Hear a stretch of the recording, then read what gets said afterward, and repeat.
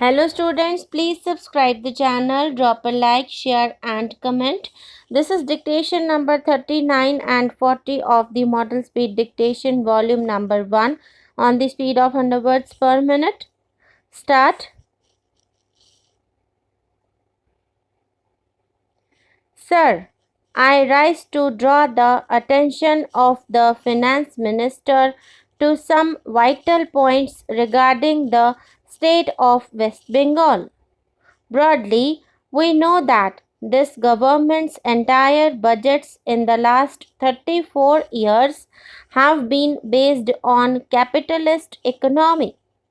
From the very beginning, we have been stressing that through deficit financing and such budgets, you cannot do good to the people.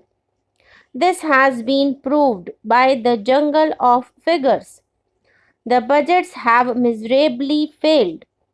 Still, they have been hoodwinking the people by telling them sometimes of socialism and sometimes about removal of poverty. By these slogans, they are maintaining the budgets and giving more and more to the capitalist section, making the poor poorer. It does not require any statistics to prove it. Now, it is common knowledge that 60% of the people are living below the starvation level and only 25 families are actually ruling. The national wealth is concentrated in their hands. This is due to the defective budget. This is due to the budget being oriented towards capitalist economy for the betterment of the capitalists. I would like to draw the attention of the minister to the fact that in West Bengal, in mopping up the resources, the central government has taken up 50% of the total revenue resources collected. But the Planning Commission says that you must also mop up resources for social and economic development of the states. Sir, according to the Planning Commission formula, if we are to make economic and social development, we have to take overdraft. We have to take permission. At that time, we are faced with the threat overdraft will not be allowed. Then nobody would pay.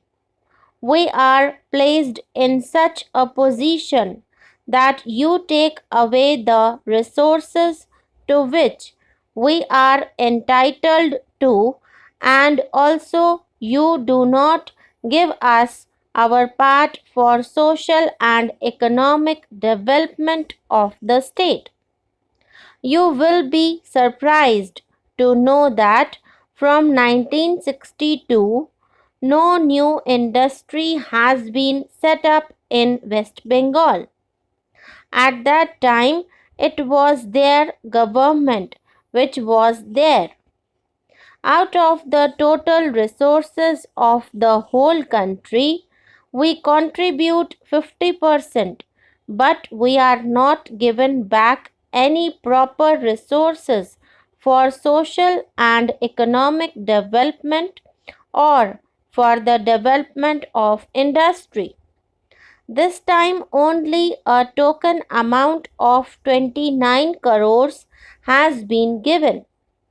Sir, we introduced the Food for Work program for the lean season so that the landless laborers can have this benefit.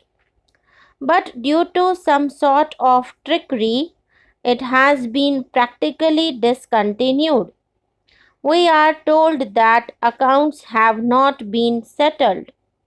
Lastly, there is the workers' problem.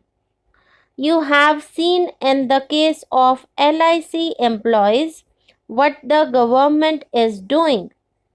There is some increment somewhere, but there is no fixation of prices at the all India level.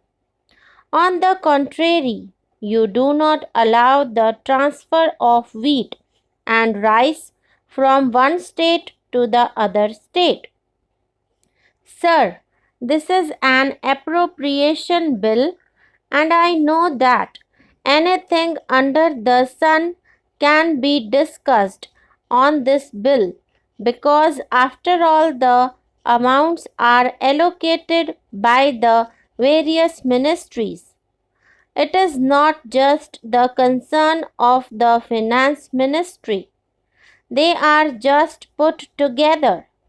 We can therefore discuss all the ministries.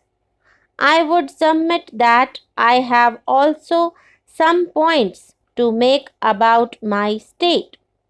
Sir, we have been talking about a new international economic order, and it has been the plea of the undeveloped and the developing states that unless a new international economic order is established, the future of the world is doomed. May I plead with this government for a new national economic order on the same grounds on which you are pleading for a new international economic order. When I suggest and call for a new national economic order, I want reallocation of funds, change of priorities, giving greater importance to certain basic and minimum needs of human life, change in the entire policy of allocation of resources available in the hands of the government. Sir, you will kindly notice that taking 1947 as the base year, there is a sharp decline in the purchasing power of money. Now the value of rupee is 17 paise. If you take 1960 as the base year, the value of rupee is 24 paise. As my friend rightly pointed out, compared with the economic situation when we are discussing the budget, the present situation is worse. I am in complete agreement with him.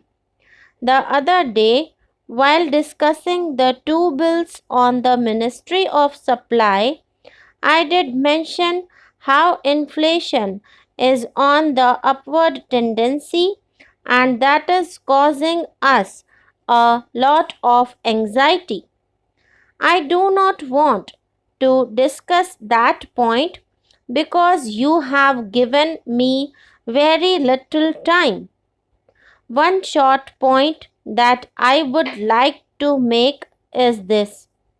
Instead of having the Agricultural Price Commission, please consider whether it would not be desirable to have an Agricultural Price Policy Commission because of the new dimension added to our Indian polity by the farmers because of their consciousness and agitation going on in the country.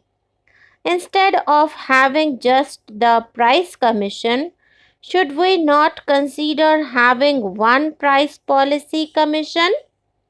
Sir, my last point is about the delays in completing irrigation projects because of which the costs are escalating. Secondly, when I spoke about the number of small and marginal farmers this morning, the Minister of Agriculture simply brushed aside my point that they represent 70% of the total farmers and they own less than 30% of land roughly. All I want to know is whether the small and marginal farmers are getting their minimum share of this tremendous irrigation potential that we have invested in. Finally, may I ask one thing? How many farmers have been given bank loans or subsidies by the Government of India for the purchase of agricultural implements?